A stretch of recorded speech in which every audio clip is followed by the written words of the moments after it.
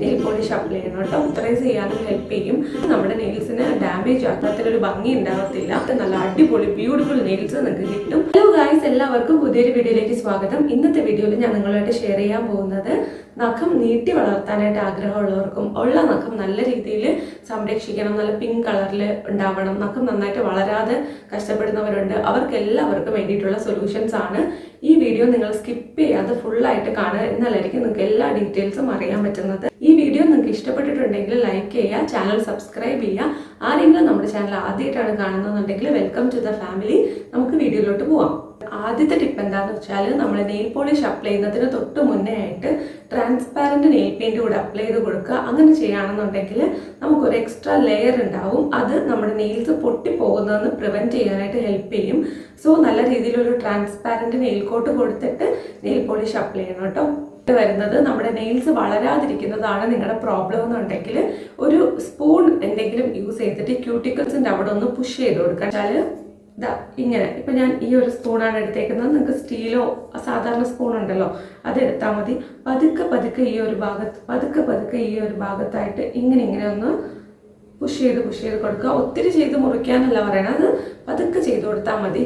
ഈ ഒരു ഭാഗത്തുള്ള സ്കിൻ ഉണ്ടല്ലോ, അത് മാത്രം ചെറുതായിട്ടൊന്ന് പുഷ് ചെയ്ത് കൊടുക്കുക. അത് കുറച്ചുകൂടെ നല്ല രീതിയിൽ നഖം വളരാനായിട്ട് ഹെൽപ്പ് ചെയ്യും. ഇതായിട്ട് വരുന്നത് നല്ല രീതിയിൽ നമ്മുടെ ക്യൂട്ടിക്കിൾസ് മസാജ് ചെയ്ത് കൊടുക്കുക. അതിനായിട്ട് നമുക്ക് വാസലിൻ അപ്ലൈ ചെയ്ത് കൊടുക്കാം.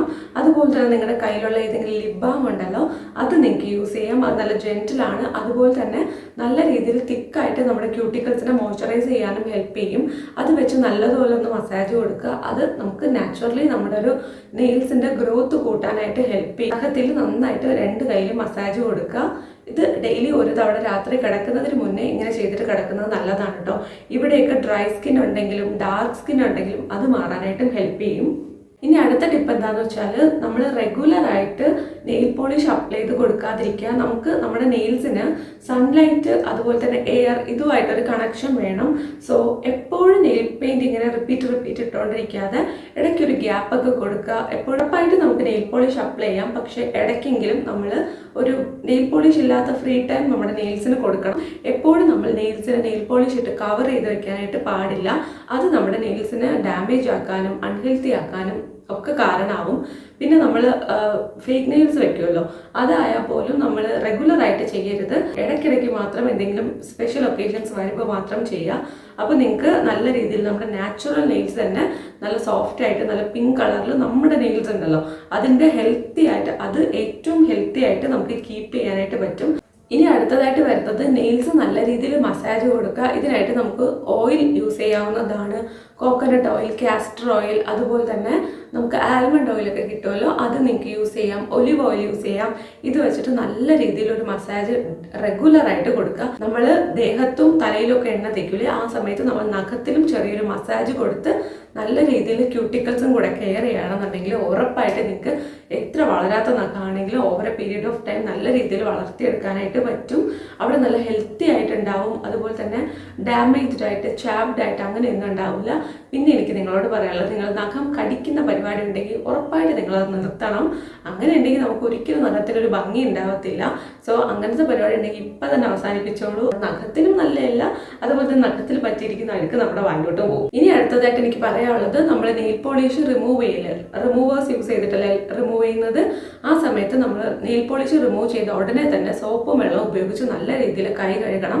കാര്യം നമുക്ക് ആ ഒരു സംഭവം ഉണ്ടല്ലോ, എന്നിട്ട് നന്നായിട്ട് തുടച്ച് നീറ്റായിട്ട് ക്ലീൻ ചെയ്യണം. കാര്യം എന്താ, എല്ലാ നെയിൽ പോളിഷ് റിമൂവേഴ്സിലും അസറ്റോൺസ് ഉണ്ടാവും. അപ്പൊ അത് നമ്മുടെ സ്കിന്നിലിരിക്കുന്നതും നഖത്തിലിരിക്കുന്നതും ഒട്ടും നല്ലതല്ല. നെയിൽ പോളിഷ് റിമൂവ് ചെയ്തിട്ട് എത്രയും വേഗം അത് നമ്മളൊന്ന് വാഷ് ചെയ്ത് കളയണം.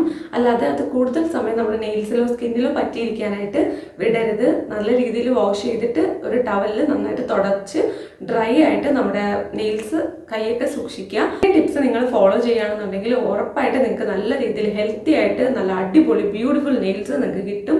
മസ്റ്റായിട്ടും നിങ്ങൾ ഇതെല്ലാം ട്രൈ ചെയ്ത് നോക്കണം. ഇതൊക്കെ സിമ്പിളാണ്, വളരെ എളുപ്പത്തിൽ നമുക്ക് എല്ലാവർക്കും ചെയ്യാൻ പറ്റുന്നതാണ്. നിങ്ങൾക്ക് ഈ ഒരു വീഡിയോ ഹെൽപ്ഫുൾ ആയിരിക്കുമെന്ന് ഞാൻ വിശ്വസിക്കുന്നു. ഇഷ്ടപ്പെട്ടിട്ടുണ്ടെങ്കിൽ ലൈക്ക് ചെയ്യുക, അതുപോലെ തന്നെ ചാനൽ സബ്സ്ക്രൈബ് ചെയ്യുക. പിന്നെ ഇതുവരെ കണ്ടിരുന്ന എല്ലാവർക്കും ഒരുപാട് നന്ദി. അപ്പോൾ നിങ്ങൾ ഇന്ന് പിങ്ക് ഹാർട്ട് ഉറപ്പായിട്ടും കമൻറ്റ് ചെയ്യണം കേട്ടോ. ഇനി നമുക്ക് അടുത്ത വീഡിയോയിൽ കാണാം. അതുവരെ ടാറ്റ ബൈ, ടേക്ക് കെയർ.